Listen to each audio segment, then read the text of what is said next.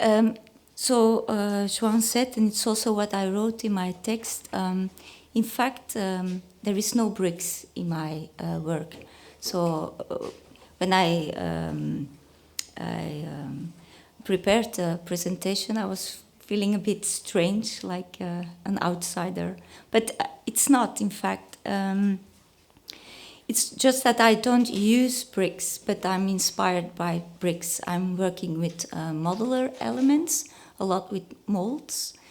And I investigate, in fact, my environment, the space around me, and especially the cities and urban environments.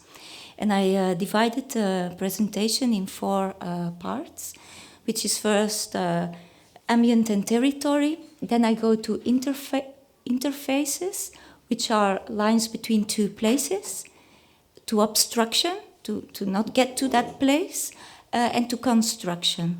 That's the 4 main themes I chose for today. I hope I can explain everything I want to explain in 30 minutes.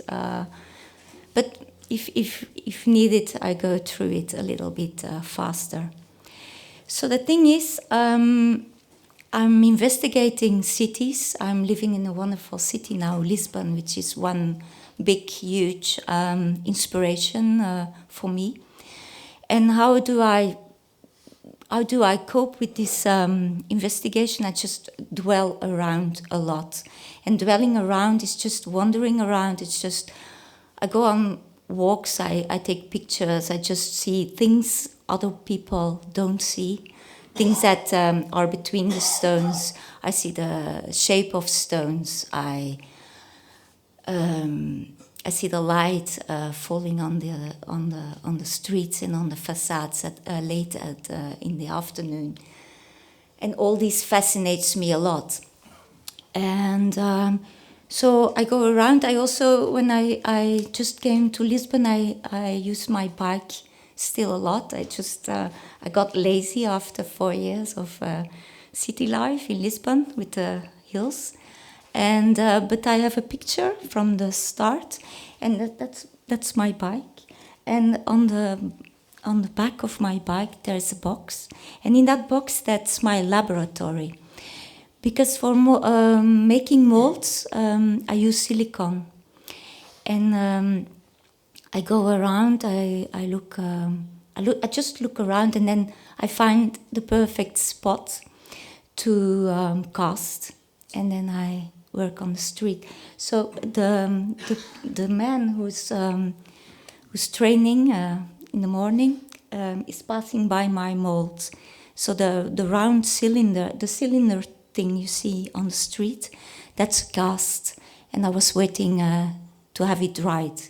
And sometimes it takes a few hours, which means that sometimes I just leave the place. I leave a note that they can't touch it, and if I'm lucky, it's still there. I had some. I worked also in Amsterdam, and there was some collateral damage. Which means that some of the molds were really run over by a car, or just cleaned away by the cleaning team of the city. But mainly it goes well, and then I can bring these casts to my studio. This is a cast of. I found these stones with little stones on top of it, and I was passionate about this thing. And next to it, you see the cast in silicone drying. But this was a very silent space, something I found in the school where I teach in Arco. It's in Almada, and there's nearly nobody passing by. And with this mold, I took it to the studio, and I filled it up with clay, just normal clay, and I have to press mold it, and they're quite huge.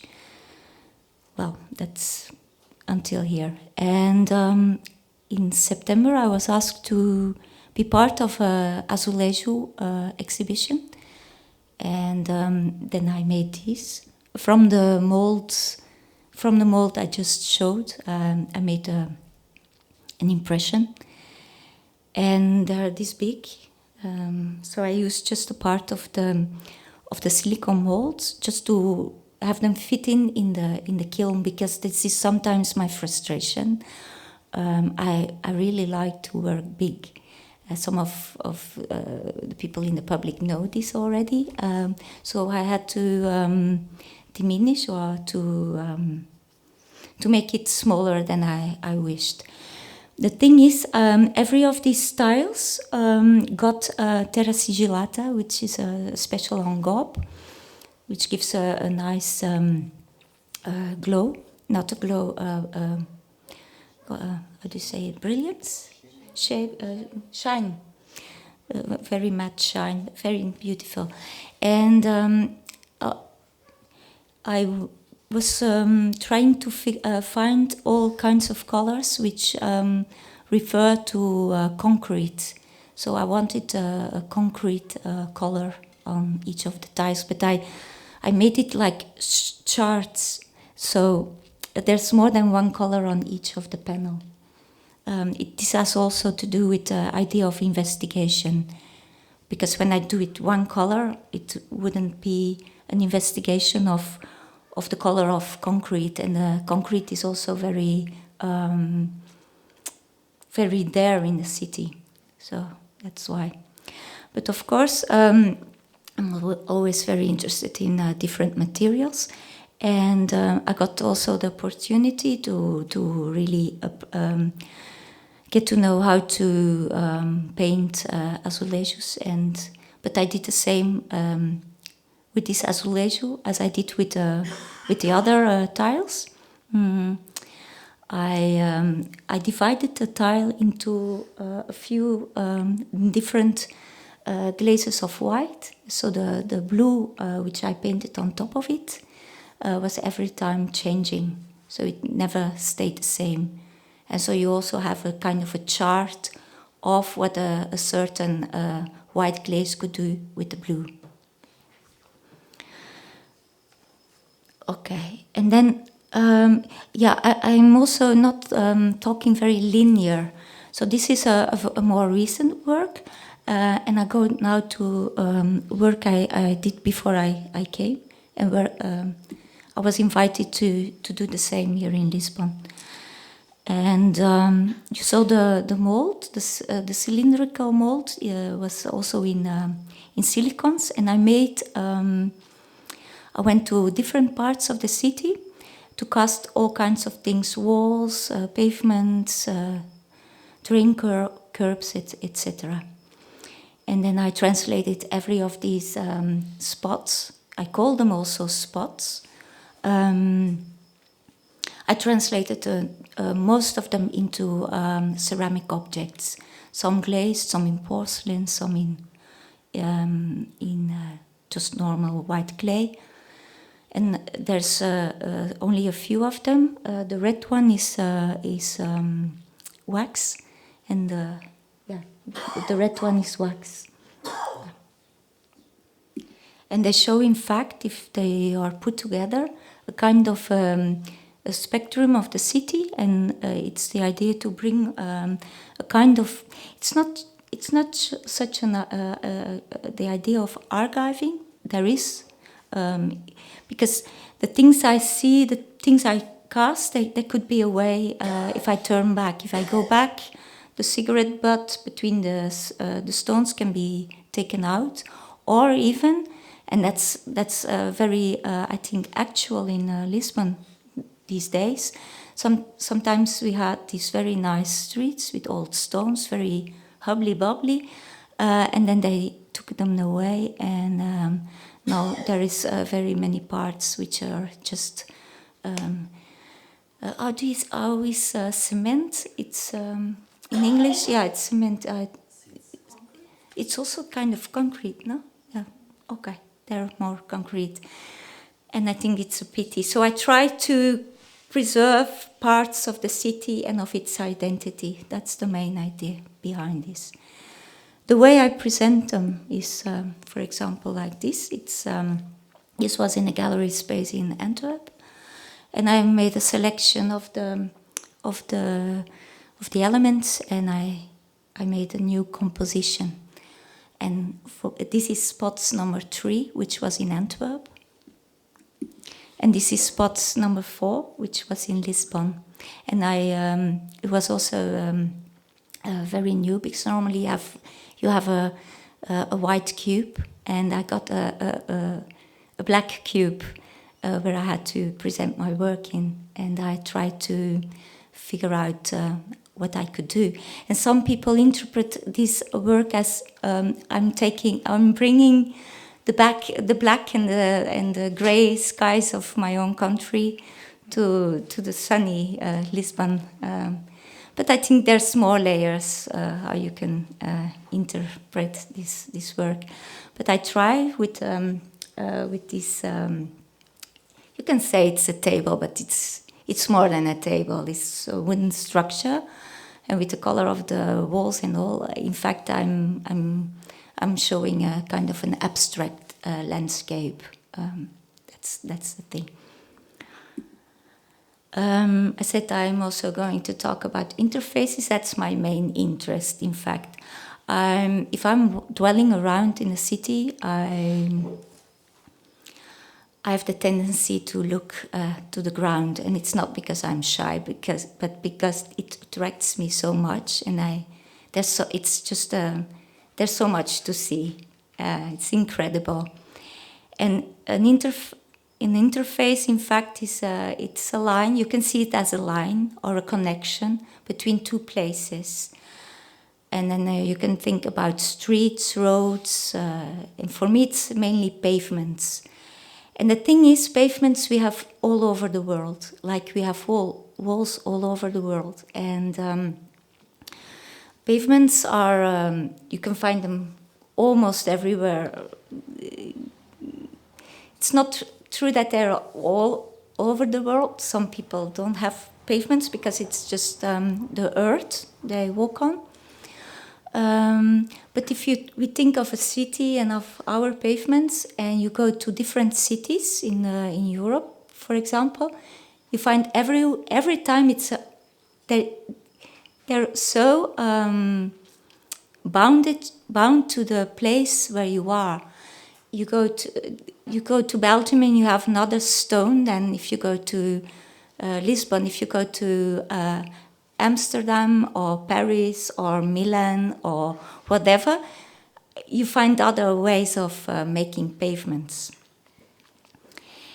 And I found a very nice text. You can read it. Streets not only lead to places, but they are places themselves. And that's how I see them too. It's not only a way to get from one place to another place. It's a place on itself. In 2007, I had the opportunity to go to the European Ceramic Work Center in Holland. And I proposed a work which was a pavement. And it was based on these pictures. So this was near my home. And what I saw were the stones of the pavement were pushed up by the roots of a tree. And it's a slight movement. You have to see clearly. And most people don't like it because you fall over them if you don't pay attention. But I love it. It catches the light in a different way. It has life. It's nice. I think it's very beautiful. But the tendency, it's the same as what happens in other cities. People like it flat. They don't like to fall down. And so, but I wanted to make a work about it, and I made this one. It's the first pavement I made in my life. And it consists about, I forgot the number, it's 100 and stones I made. I also made the curbs. Everything is in clay and covered by white terra sigillata. And there is a tree. But it's also a big work if you really make the tree, but I didn't want the tree to be that, how to say it, present. I wanted to be there, but I wanted to have the focus also on the roots. So I made roots of textile. I filled them like sandbags with sand, and they are underneath these stones. The thing is, it's when I put it entirely, it's 9 meters by 1 meter 40, and sometimes you have smaller spaces where they don't fit in. But with this exhibition, I was very glad with a white brick wall, and these are things in the space I really like. These are some details of the street, so you can see the tree. I had 2 days. I needed 2 days to cast the tree in silicons, and I was a bit unhappy because it was freezing. It was in January, but I needed to do it. And the nice thing to work on the street is that you get a lot of talks with people. They pass by, they talk about there was a Moroccan woman who talked about the tree and how they in Morocco covered them with white, something white. So she was very happy to see me covering it with white, but of course it was white silicone. It wasn't this thing they used in Morocco. I exposed this pavement in several places, and for me it's very important how it's placed in space. If you see clearly to the picture, you see a tree outside the window, and it's just on the line, so it's not a coincidence. I go there and then I see the tree, and then I think, okay, and then on this line there's the trunk coming, and then I build up the rest of the pavement. What I also like is that I'm bringing, in fact, things from the outside inside. And so outside of this window, this is in Antwerp, and I use the stones from my hometown. So the same kind of pavement is outside, but outside is grey, and inside it's white. And outside you can walk on it, and inside I prefer not. But people do sometimes, and I find black marks on the white stones. And this is in a very huge electricity building, and I played with the sculpture of the other artist, which hanged at the other side of the. So before I wanted to put my trunk at the place where she hung her stuff, and then I changed it. This is another pavement I made. This is not in ceramics, it's plaster, and it's also another type of stone, which you can also find in Belgium. But I think I saw it also here. And I covered it with tinfoil.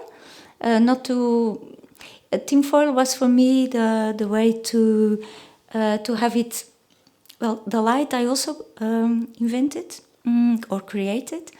And the idea was when we walk in our city late at night and it's raining and the street lamps are on, then you get this orange glow. And it was this idea I wanted to capture. So that's why it's like this.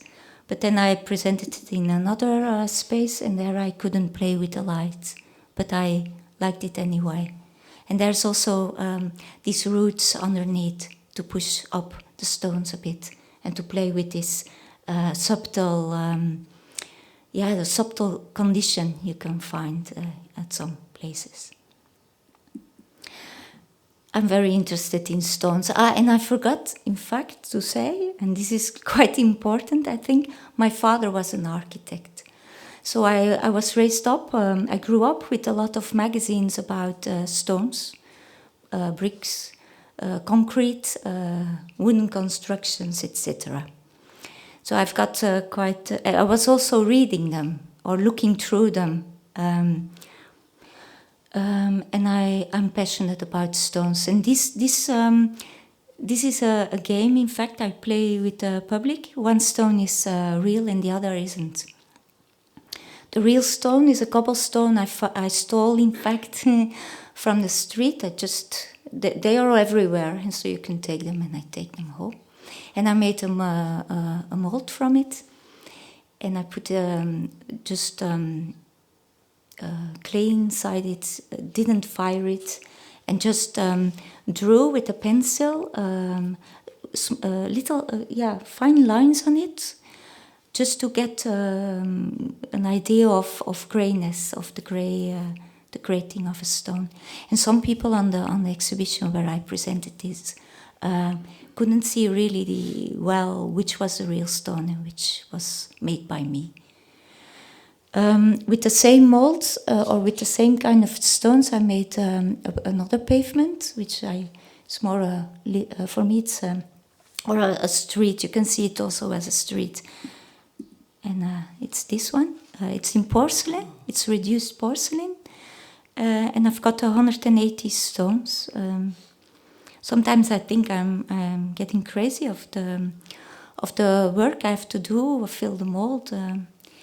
And pouring it back out. But after that, I have elements with which I can play.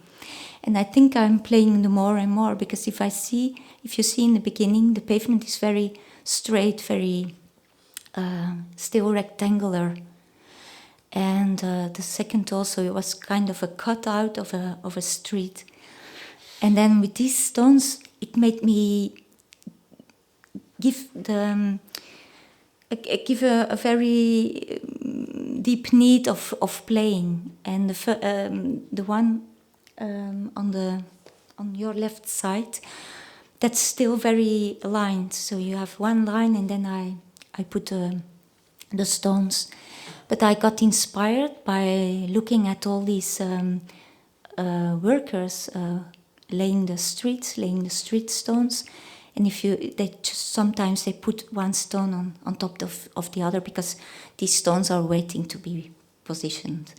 And I thought, wow, the inner child, my small child, the small catty I was when I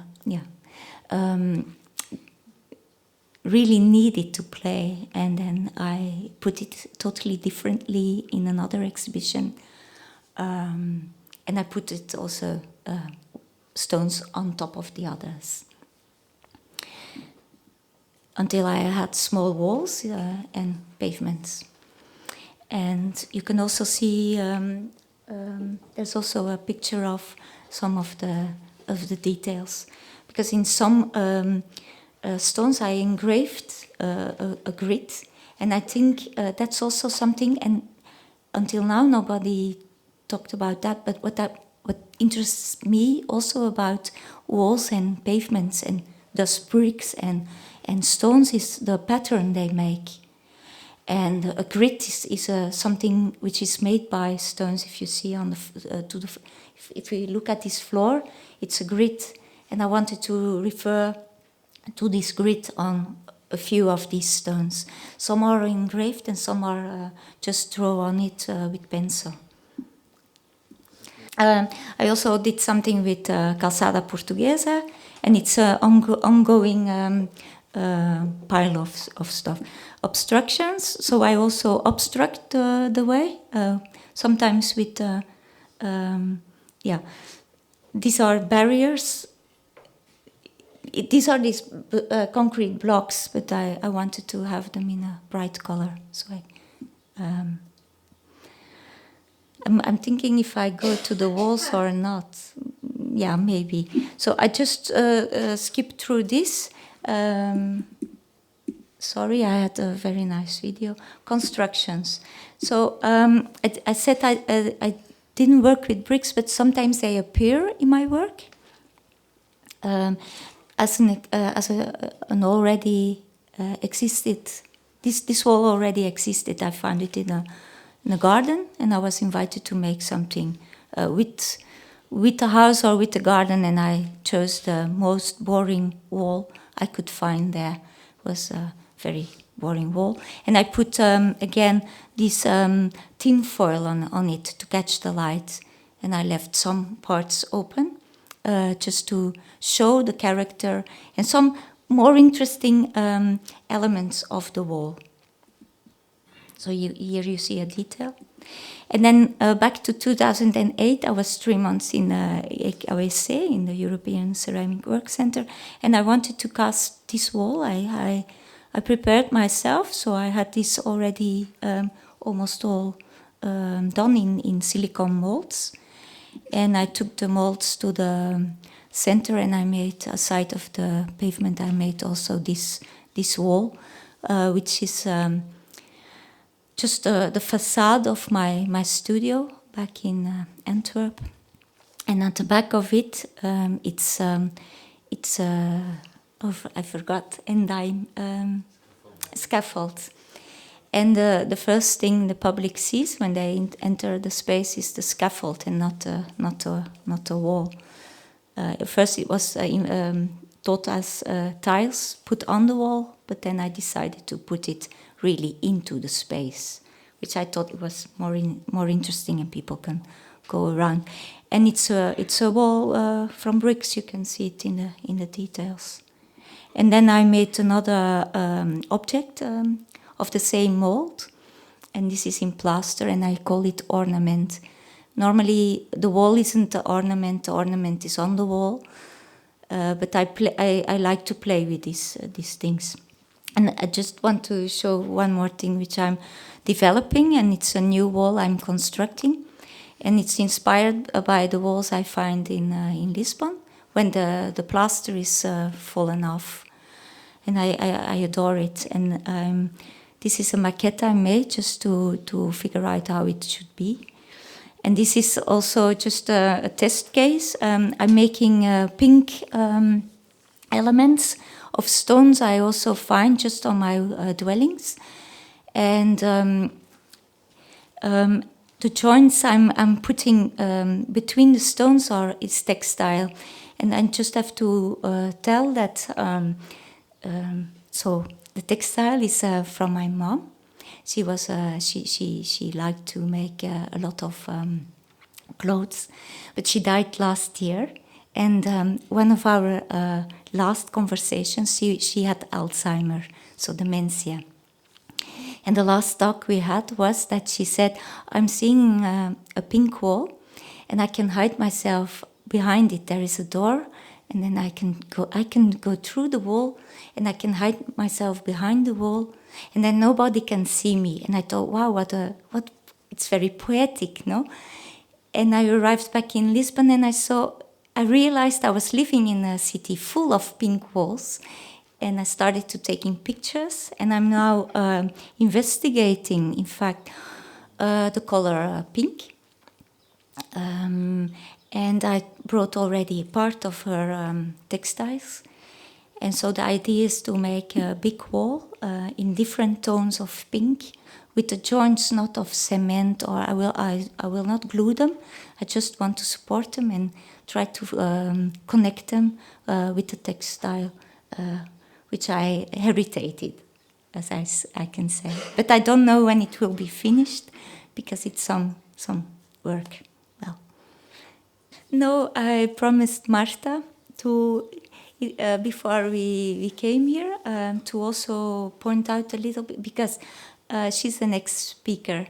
And the nice thing is that 3 years ago, I invited Marta for an exhibition, a kind of a quatre mains, which means that we were not just exposing our works, one next to the other in the same space, but we made work together. Because we felt a connection, because Marta works a lot with construction, and I with walls and pavements. So we just grabbed that opportunity, and it was a big thing to do, because normally artists, they are very individual, I think, and we realized some work together, which I just wanted to show. So it was called Mirrored Spaces, because the gallery space was almost the same kind of space as Marta's studio in Lisbon. And that was the starting point of our project. So you see the two of us busy preparing the things. And Marta is also someone, when I said the tree and the trunk were aligned, Marta is also looking at connections in space, like two points. And so we found each other there. And this is the result of our cooperation. It's made of bricks which came from Montemor. We had to transport them, and some objects we made in the studio.